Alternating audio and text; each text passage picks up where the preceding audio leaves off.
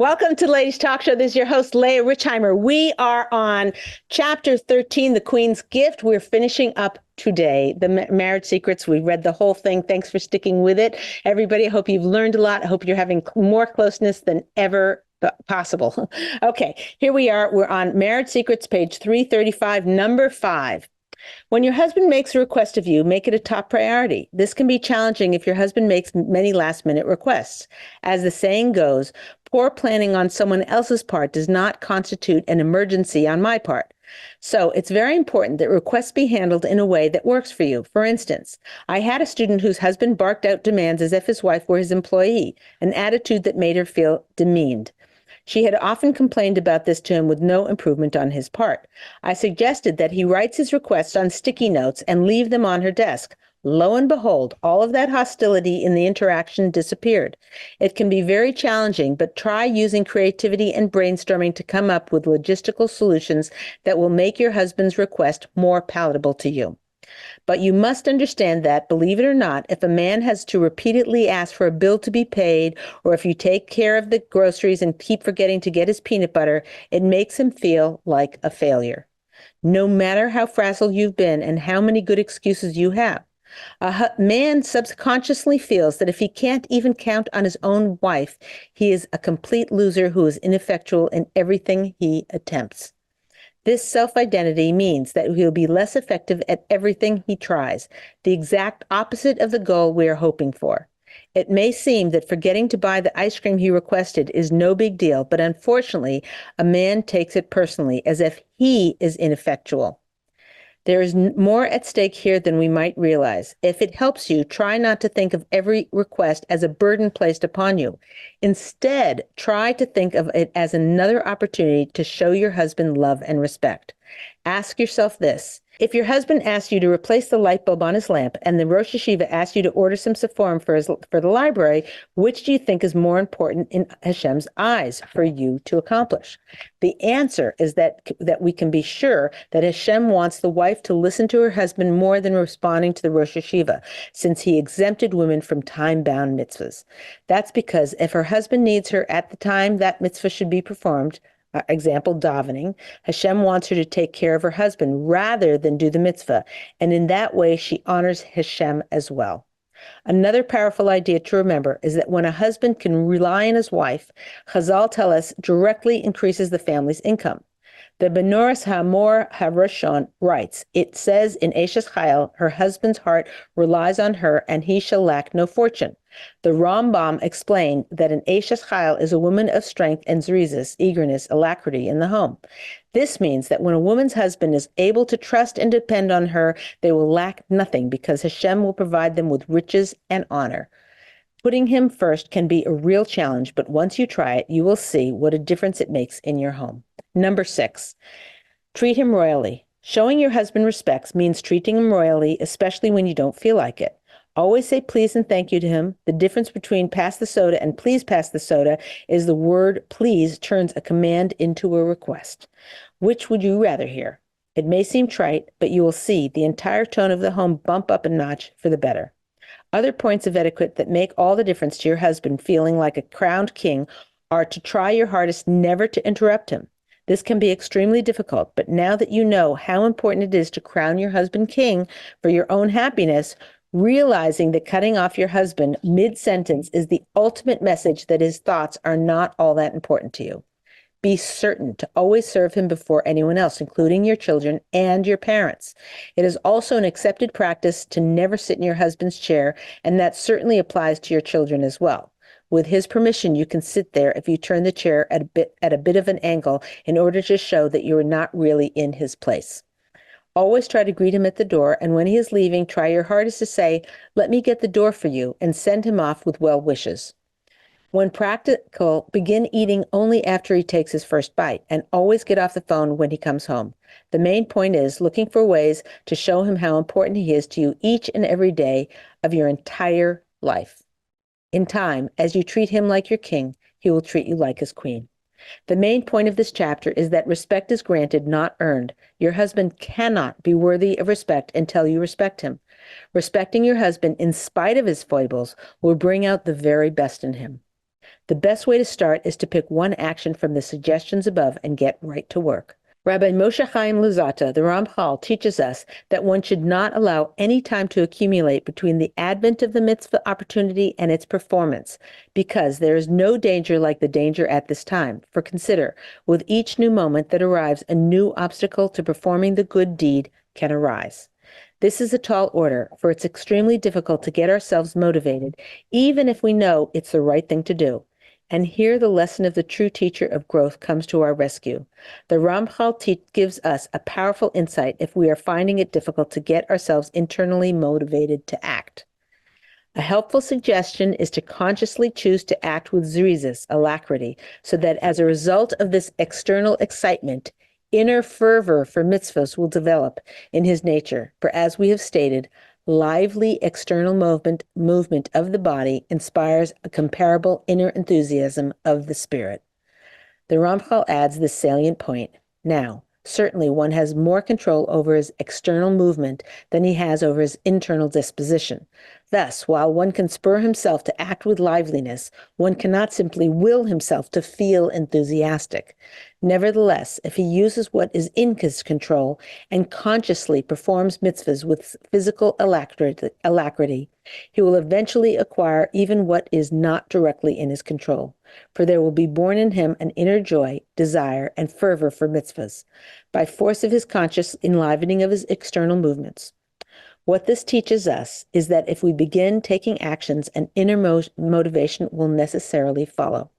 You have in your possession a white embroidered pillow. On it sits a sparkling gold crown, encrusted with diamonds, emeralds, sapphires, and rubies. The choice is in your hands. Okay, last part of the book. We are on now, bringing it home. It was just a short ending. I was raised to be a corporate executive, and yet, for all the talk about choice and self-determination, conspicuously absent from the choice box was the option to make my husband the top priority of my life. But that is precisely the choice that I made. You are not the same person as the one who read these words at the beginning of this book. You have changed. You have grown. Your understanding of the journey of fulfilling your potential can be seen and felt in a whole different intensity. You now understand our Masorah about marriage on a much deeper level, and you know how to inspire your husband to cherish you. My students are always asking me how to integrate our shalom bayis Masorah into their daily lives. The great Musar master, Rav Yisrael Salanter, gives us the answer. To grow in any character trait, one must use repetition. It is the best method. That is how the Musar Vadim work, creating habits by repeating lessons again and again. It is only through repetition that an insight can be emblazoned in our heart and such that it translates into habitual actions. If you truly want to best integrate the lessons in this book into your life, your best strategy is to turn the beginning of the book and start it all over again as soon as possible. Yes, I'm serious. You already paid for the book. You might as well get maximum impact from it. Now that you can see the overall picture of our Masorah for Shalom Bayis, rereading it will help you to strengthen all of the lessons that you have learned. Going over this material is your foolproof method to make sure all of the insights gained actually turn into actions. It will act as your own personal cheerleader to keep you motivated. Keeping it on your nightstand and read a bit each night to keep you inspired and motivated to work on Shalom Bayis. I do not take it lightly that you took the time to read this book. I appreciate it on a personal level. And on a national level, your efforts for Shalom Bayis have the potential to elevate our entire nation. For that, I am eternally grateful. May you be gebenched, blessed with an aliyah in Shalom Bayis starting right now. Warmly, Leah Richheimer. Okay, ladies. Woo-hoo! First of all, chazak, v'nitz chazek. There you go. We deserve to have a siyum, a champagne. Good on you. Okay, what questions do you have? info@ladiestalkshow.com. Okay, what you got for me, Gila? Okay, I also want to remind people if they have any questions from any chapter, they should send it in. Okay, so Hyla's asking, I'd love to treat him like a king, but a king usually gives demands or requests. My husband doesn't do either. He just expects me to know what he needs. Well, I don't. I'm a little fed up trying to guess and getting it wrong. So my question for her is, you're getting it wrong, meaning he doesn't tell you what he wants, and then you do something, and then he doesn't he chastises you. Getting it wrong means like he's like coming at you and saying, "Hey, you shouldn't be this way," or something like that. So I'm very confused of how of what's. I'm just because I don't have you here. I mean, unless you can type it in, but the question is just trying to think of, you know, is it that when he makes a request, you roll your eyes? Why isn't he requesting you? Why doesn't he feel comfortable requesting you? Again, we can blame the victim. We can say, it's your fault. That doesn't feel very nice. But I'm trying to give you power here by having you figure out what you need to do or what you can do to alter the situation so you can be happy with it, because you're obviously not happy with it. So I would actually potentially have a conversation with him, in when you're both well fed, well rested, or whatever, and you can have a real conversation with him and say, listen, I feel like between a rock and a hard place because you don't tell me what you want, and then I do something, and then you're mad, and you feel like I should read your mind. Can you read my mind? And just try and get him to tell you. And you can say, listen, when we're in a situation, instead of guessing, I'm going to say, what would you like? Or what do you want? And you have got to have the responsibility to tell me. Otherwise, if you say, oh, whatever you want, you can't come back later and say, hey, well, you did that wrong, or, like that. So that's how I would handle it. Write in your question clarifying if I didn't answer it right, because there's too many variables and I had to guess sort of what you're dealing with, so grappling with. So I hope that's helpful. Okay, good. What else, Gayla? Okay, Esther's question is, I give him control, but he consistently forgets to do what he says he will do, and I end up nagging. I don't want to nag, but if I don't remind him, I end up getting angry and disrespectful. I feel like I'm either feeling like a nag or feeling angry at him. If he wants control, he shouldn't forget what he needs to do. Yeah. Okay, fine. Okay. So basically, this is the same answer we gave the other lady, which is write it down on Post-it notes, like don't nag him. So the issue is that she is asking him to do stuff ineffectively, and or men are procrastinators. All people are procrastinators, but maybe he is more of a procrastinator or whatever. So he's not doing what she asked him to. I think the Post-its might just solve it. And also, there's something about her being angry at him not doing it. I wonder what she's asking him to do. Is she just asking him to change a light bulb, or is she saying, would you, clean the garage this weekend? It's like, so I don't know what her requests of him are, whether they're simple, big, whatever. And maybe she needs to manage that. Maybe she needs to have less requests of him and say, ask him only to do the garage and then do the light bulb herself, or get somebody else to do the light bulb, or, fix the door handle and hire a handyman. I'm not sure. Too many vague questions, but rather than looking at him and seeing what he's doing wrong in the situation, she should be looking internally and thinking what she can do better to have a better outcome, because what she's doing now obviously isn't working, and she's blaming it on him rather than her saying, well, maybe my methodology needs to be changed. Maybe I need to read a book on how to get your husband to do stuff. Maybe I need to, speak with one friend, not like blabbing all around, one confidant, and say, my husband, I asked him to do this. Do you have any solutions on how to get him to do it without nagging? We do cover a lot here.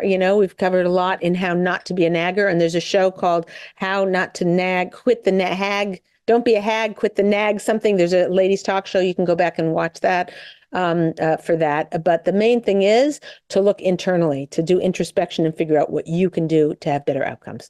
Okay, what you got for me, Gayla? Okay, great. So Shula's asking, there are certain topics or situations that bring up more shalom bayis issues for my husband and I want to try to avoid those situations as much as I can. What are some things we can do to preemptively avoid the shalom bayis issues that come up? And then she gave examples like bills at the end of the month, my mother-in-law coming over, my husband overspending. So she's saying she wants an aliyah in resolving conflicts in their marriage. Yeah, like their typical conflicts. Right. So what could she do preemptively, she's asking? Yeah. So beautiful question. Good on you. Like most people just fighting, and this thing comes up again and they fight again and whatever. And it's kind of like, the husband comes home and he throws his coat on the floor and the wife says, what are you doing? Put it in the closet. Why don't you hang it up? And he says, it's my house and I'm exhausted. And this has been going on for 20 years. All you need to do is buy a hook. Okay, she'd prefer it in the closet hung up. That hasn't happened in 20 years. But if she had a hook and he hooked it there, she might be okay with it. So it's $1.50 for the hook. Thank you very much. A lot of problems can be solved with creativity, brainstorming, and having communication and conversations about it. So for her to ask him, to say, listen, every time the bills come up, we have this big powwow about it. It causes a lot of conflict. What do you think we can do? Do you think, maybe you take the bills and you put them upside down on my thing for me to review when I have myself, like when you walk in the room and you hand them to me and say, here, look at these. I need an answer. I have to pay them by tonight. That's what causes stress and anger, whatever. Maybe let's have a thing. As the bill comes in, you put them in this envelope face down so I don't have to deal with them until I'm mentally, emotionally prepared to look at them and see what I did wrong. Okay. Well, at that point, maybe that would be a solution. Maybe it's a solution that, we have, my sister-in-law is an accountant and she comes over once a month on Thursday afternoon or Thursday night, whatever, and she sits it down and goes with him and takes all the stress out because like, okay, we have this much, this goes to this goes to that, whatever. Brainstorming these things, like you're saying, the preemptive thing, which we discuss a lot in the book, is preemptive is always a better way. It's pre-planning and pre-figuring out how you're going to handle it and what you're going to do is the ideal way to handle conflicts because in the emotion, there's a little bit of emotion there. That's true, but it's not like burning like deadlines and, things, the bad consequences are going to happen, and also you can do it when you're well fed and well rested and whatever. You don't have to do it when it's a last minute, and it's 11:30 at night and you go back and you're like, oh, the bills are due tomorrow, like that. So good on you. It's brainstorming and really good communication with your husband to plan how you're going to do it. Very, very good question. Seems like she's a follower with all her preemptive talk. I like it. Yeah, that's okay. Tamima's asking, my husband has said he feels there's too much on his shoulders and he wishes I took more control of certain responsibilities in our life. How does this make sense when I thought men want all the control? I missed the first part or something. I didn't understand. Her husband wants her to take over a lot, some things off his shoulders and her to be more in control of some things in the house. She says, how is this possible if she thought that men want all the control? Okay, so that's a very good question because it's bringing up a very clear distinction between responsibilities and control. Right? So the woman has her responsibilities. Let's say, she's a full-time mom and he's a full-time worker. So then she'd have more responsibilities in the home for childcare and groceries and whatever. If they're both full-time workers, then it splits differently. Usually, unfortunately, or fortunately, whatever, the more the lion's share falls on the wife. And when in Denmark, they did a study and when it was equal, and they really, whatever, the more equal the marriage in terms of doing the logistics of the home, the more equal it was, the higher the divorce rate, as high as double the divorce rate, So equality isn't really a good measure in a home. We know that both from our Masora, from a shalom bayis Masora, but also from statistics bear it out. So women carry more. We multitask more, whatever. That's how it is. But let's say she's a full-time mom, he's a full-time worker, and she has more responsibilities. It doesn't mean the fact that she's picking which groceries they're having and who they're having for Shabbos and what they're doing for their Purim Suda and whatever, doesn't mean that she is controlling and that he should make those decisions. That these are her responsibilities. Now, where control comes in is she says, yes, I wanted to have these two couples for our Purim Suda. And he says, I don't think this one's a good influence on the daughter or whatever. And, and you saying, well, I want them. And, that kind of control is what I'm talking about. So that he has sort of final say and veto power and all of that. And, but doesn't absolve her of her responsibility of running the house with as much gumption, as much strength, and as much opinions and ideas and thinking it through and what effects everything's going to have. She still has to be completely responsible for decisions, but it means that he has veto power or he has final approval. And if she feels strongly about something and he says, I don't want our kids going to that camp, I'm just sorry. End of story. Not a very nice way for him to say it. He should say, if you don't mind, I really don't want, he should say it nicely. Good luck with a man. Okay. He's not as soft and mushy as we are potentially, so some are, but if he says, no, I'm putting my foot down. I don't want the kids going to that camp. You're okay, what's our other options? What's our other options? So it's not that she abdicates responsibility or gives up her responsibility for it. It's just that the ultimate decisions are his. Again, these are all very vague, fine lines, and I wouldn't worry so much about it and defining it and making it crystal clear. All you're going to find out is the more control and the more you give over to your husband, sticking with your responsibilities, but the more you give over to your husband, the more stature he's going to have in himself and the more he's going to solicit your opinions. Very, very good and important question. Okay, go ahead. Okay, great. Maya's asking, how do I know when I should bring an issue up with my husband or if I should try to let the issue go on my own? I worry if I bring up too many issues, my husband will think I'm too critical of him. I don't know what she's trying to say. Should my go-to always be to first try to resolve the issue on my own by giving it time or speak to a therapist or reframing the issue? So yeah, it's always better to sort of try and sort it out for yourself. Some people are different. If they're big issues, you have to talk to your husband about it. If it's a little issue, but it just keeps coming up and bothering you, you have to talk to your husband. It's not whether you talk to him or not. It's how you talk to him. So if you come to him and say, something's been bothering you, he keeps leaving and slamming the door and not saying goodbye. It's bad enough that he slams the door. It's bad enough that he doesn't say goodbye, like, hello, so it's really bothering you. And you're like, okay, I'm going to let it go. And then every time it happens, you feel like, does he love me? Like, what's going on? So you have to tell him about it. But if you come to him and say, you always slam the door and you never say goodbye, like, it's important for you to say goodbye. And I need to know that the house is empty and that you're, whatever, that wouldn't be very successful. But you would come to him and you would say, I want to talk to you about something. It's not the end of the world. I'm not trying to make a mountain out of a molehill. It's not this huge thing that you should be upset about. However, when you leave the house without saying goodbye, it makes me feel like, he doesn't love me. I know that's silly. I know it's dumb. I know guys could probably care less. Okay.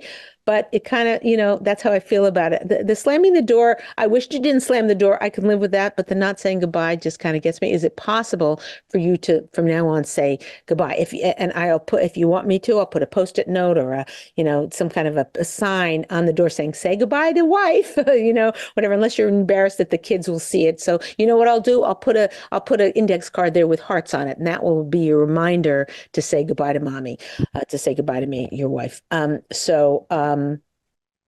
Presenting it that way, in a little bit of humor, a little bit of creativity, a little bit of whatever, is how to say it. So you should, if you are finding yourself resenting things, you should probably say things if they're sticking with you. Just plan it really, really well. Think about how you'd want to hear it. If your husband said to you, you always leave the door without saying goodbye, you'd be like, well, I can leave if I want, whatever. You get defensive. Think about how you'd want to hear it. You'd want him to say, oh, would it be possible? Do you mind not, leaving without saying goodbye?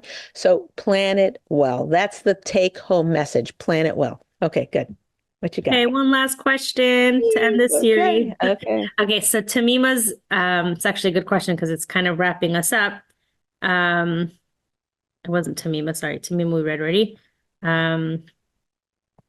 Galia's asking, I can't believe we finished the book. I feel a little alone and lost now. I've been relying on your weekly homeworks. What shall I do to make sure I keep working on my marriage? I love that question. Oh, that's a perfect ending question for, right. First of all, I'm going to miss you guys. Next week we're doing a different series. So I'm not going to miss you that much. We'll still be together. And those will hopefully reinforce and dig in all of the things that you've learned so far. But as we just read in the last part of the book is Marriage Secrets, Leah Richheimer, is get yourself the copy of the book. I don't make any money from it. It all goes to charity for Shalom Bayis. But get yourself a copy of the book and keep it on your nightstand and just crack it open. And some people read it, put a bookmark in, and they go from page to page to page and reread the whole thing. And I have a friend, many people have told me that they just, like, they're dealing with whatever issue, they just crack it open anywhere. And whatever they're reading, whatever seems to, like, Hashem knows, and it kind of helps them along wherever they're at in their life at the moment. So either way is good. Other things is going back and review some of the shows. If you go back and watch a show from a year ago, you'll remember some of it you won't remember. You'll hear things differently. So reviewing the show is also a very powerful tool. While you're doing the dishes, it deepens it. And this isn't Leah Richheimer's good idea. This is from the Musar Vadim with repetition and chazar. You repeat and you repeat again and again. Sometimes you read the same thing for 3, 4, 5 years in a Musar Vad. So this is the strategy that gets it into your heart and into your soul, and then you can become a bucky in it, an expert in knowing what. Something will come up and you're like, oh, I got this, So that's what our goal is. And I just want you to know, I really, really appreciate you being here. You're being with me. You're allowing me to do what I love to do most in the world, which is to teach the Shalom Bayis Masorah. And I couldn't do it without you. So I'm very grateful to each and every one of you. And Hashem should bed you. Oh, I have to give homework. Hold on a sec. Your homework is to go out and eat some chocolate or ice cream. Okay. That's your homework.